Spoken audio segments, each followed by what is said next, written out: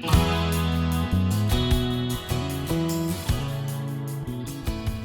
everyone, this is Debbie from Project 39 Mini Album, and I'm going to show you these Halloween treat boxes. Now, I did do a tutorial last year on them, but this year I have fabulous paper, so let me show you what I did. First I'm going to show you how I decorated it. So this one, I just have it closed with a mini clothespin and made a rosette and just cut out some of the pumpkins from the paper and put it on the rosette. So that's not a scary Halloween one, more of a fall themed one. So these would be nice to put on your table for Thanksgiving with little treats inside. So there's that. Now this one was, I made a little bigger, and I'll show you how I made the different sizes. And this has 2 holes punched in the top with some curling ribbon, and there was, I fussy cut this little kitty and the pumpkin and put it in the top. So there's that one. And this one, gosh, isn't that paper gorgeous? This one, this size I'm going to show you today, and I just took one of the cut aparts, put a hole in it, and tied it on the top with just a piece of 1/8 ribbon. Just a pretty presentation. And besides using the paper, you can use cardstock and then decorate the paper. But this is Country Craft Creations Midnight Ride. I'm trying to find the cover sheet for it, but I'll grab it for you in a little bit. And this paper is fabulous for scoring and folding. You can see it did not crack. It takes ink real well. I mean, this is a fabulous paper, and we will be using one of these papers for our tutorial. So to start with, we're leaving the spiders there. Hopefully they don't freak anyone out. To start with, you need a piece of cardstock 10.5 by 6, and the reason I use 6 inches is so you can get 2 out of a sheet of 12 by 12 paper. Now I'll show you how to make them longer if you wanted to.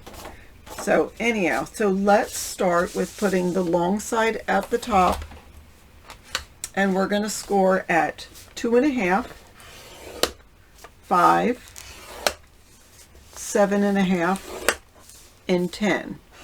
Whoops, 10. I scored in the wrong place, so I'm just going to erase it. I mean, you still can see it, but it's no big deal. All right, so you see those score lines. Now I'm going to take it and rotate it just once, rotating it to the right, and we're going to score at 2.5, 4, and 5.5. Now that we've gotten that, now we have these lines, which is important for us, because now we're going to score at 1.25 and at 6 1/4. Just go up to that first score line. 1.25, 6 1/4, up to that first score line. Okay? Now I'm going to take my scoreboard, and in my last video I showed you a hack using a piece of chipboard, because what we have to do is score on a diagonal, but I've learned a new hack. So I've drawn a line on my scoreboard at 6, just so it's right in the middle, and so I know that it's going to be 6 all the way down. And let me take this camera out a little bit. Sorry, now you'll see the spiders. So I am going to take the point of my scoring tool and put it where the 1/2 inch mark intersects with that top 1/2 inch tab, and get it right on the center.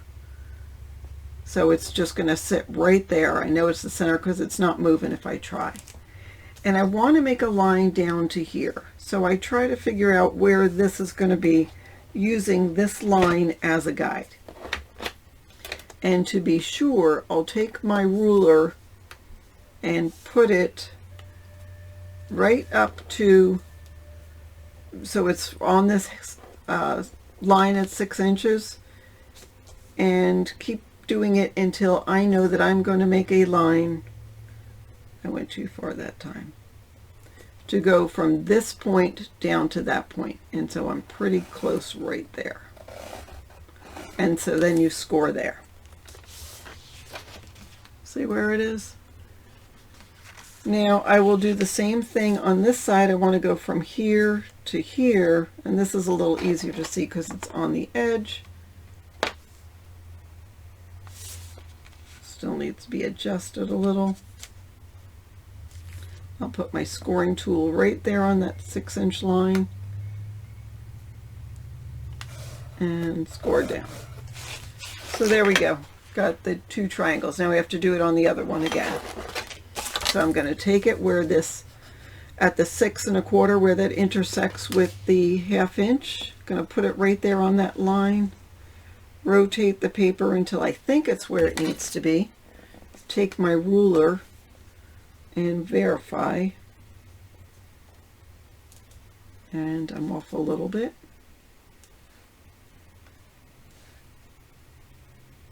That's pretty good. And go right to that intersection, right to the corner here. And one more time, put that right there.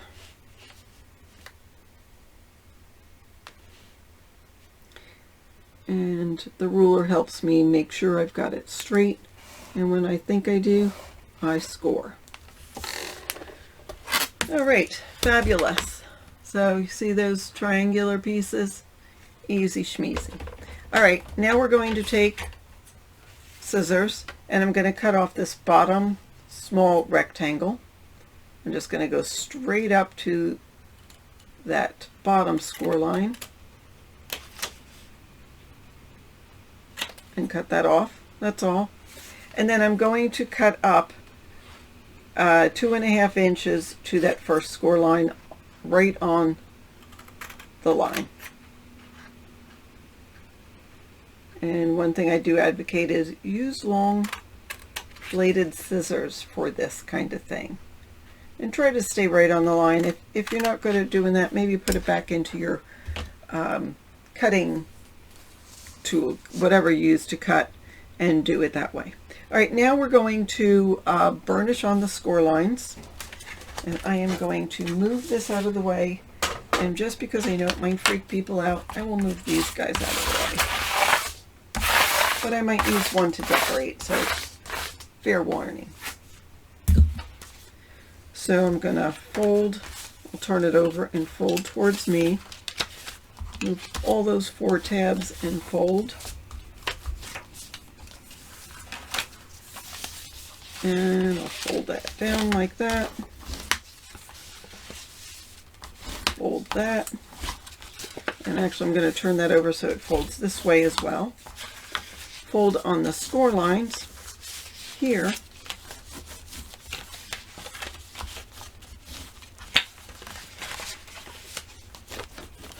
And last but not least, let's fold where the triangular lines are. So you just have to be gentle with the paper,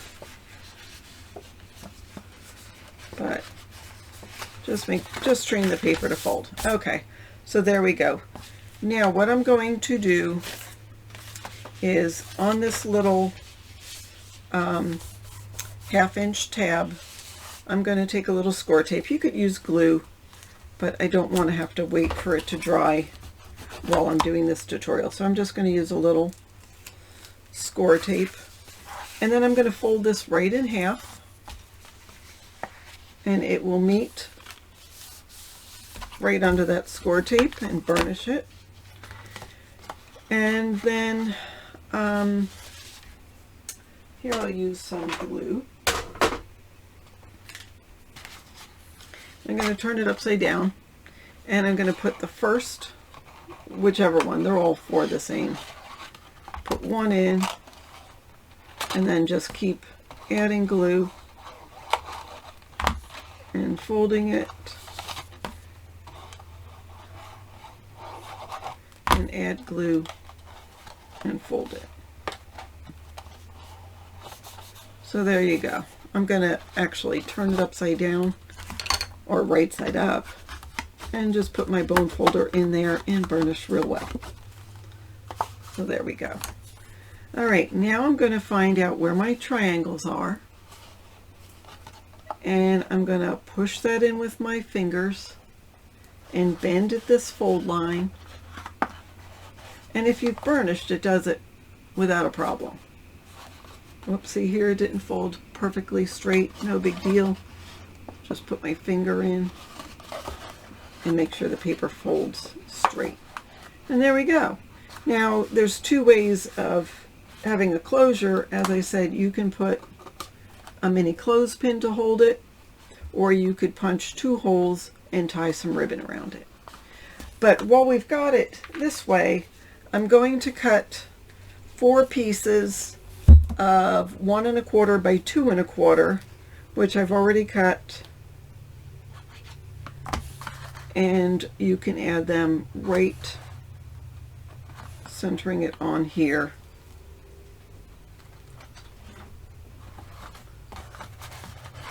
I think this would look better with black, but I wanted to use a color that you could see. And you know what else would look good is if you took some ink and inked around the edges. I would of course use black soot for this.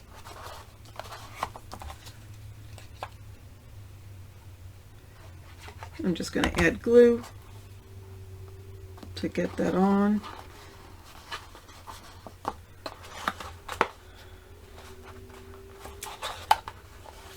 And you could put another piece there. So in that case, I'd cut it 2 1/4 by maybe 1 1/2, 2 1/4 by 1 3/8, if you wanted to. Let's see. But actually, in this case, I'm not going to, because I've got this little cut apart that I can put right here. So I can use the little clothespin and put it right there, or decorate that if you wanted to.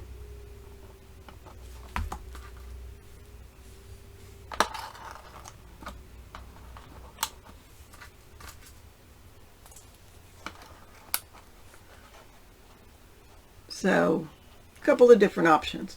But now we're going to do it with the pattern paper from Country Craft Creations.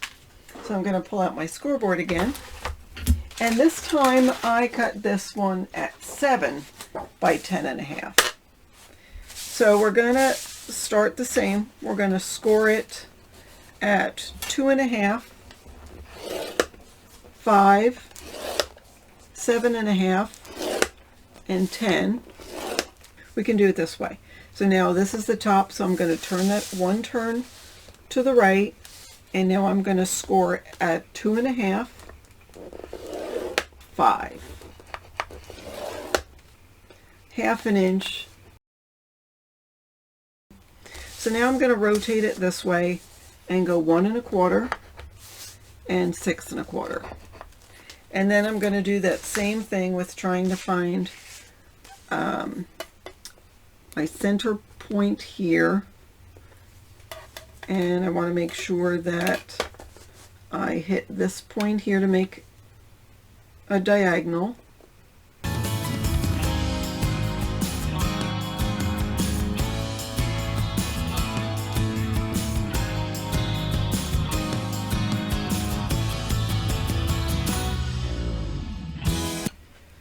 Okay, so now we've done all that. I'm going to grab my score tape, and this one's a little backwards just because in the meantime I decided to change. Instead of the spiders, I'm going to have the bats showing, but it's the same thing. You're going to put score tape on that 1/2 inch and fold it over so it matches. Whoops, you guys don't belong here. All right, and then I'm going to start folding over and using my glitter glue.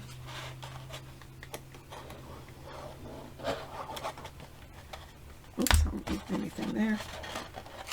Make sure it's all square. And there we are. So this one I didn't burnish ahead of time. But you know what? It'll still be okay, because it folded perfectly. So on here, I am going to grab my hole punch. In this case, I'm using the Weir Memory Keepers, and I am going to set that at 1/2 inch. I'm using the large one, and going in from the side and punching all, there's 4 different layers. Do the same with this side. And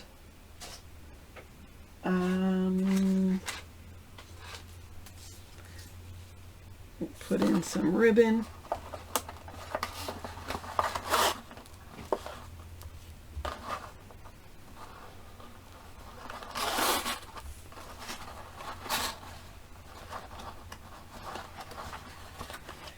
And what shall I use?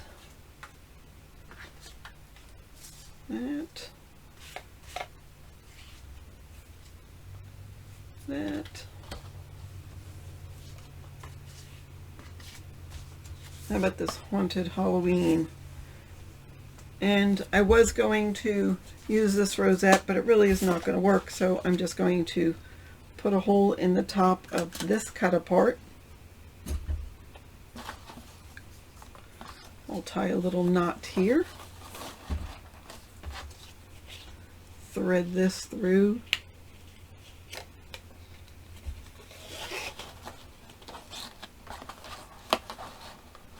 And then tie a bow.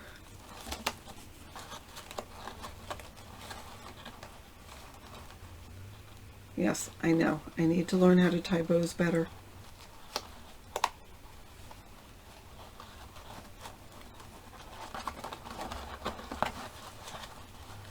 And there we go. So, pretty cute. Sorry, I know there's a glare. But think of how much candy you can get in there. Too much. I had to learn how to do a taller one instead of this short one because I had lollipops and they weren't fitting. They fit in here. So I'd love to see what you do if you make any of these. Go ahead and go to Country Craft Creations. It's actually Scrapbookers of Country Craft Creation Facebook group, and post what you've made with your Halloween milk carton treat holders. That is my tutorial for today. Thank you so much for watching. Have a great day.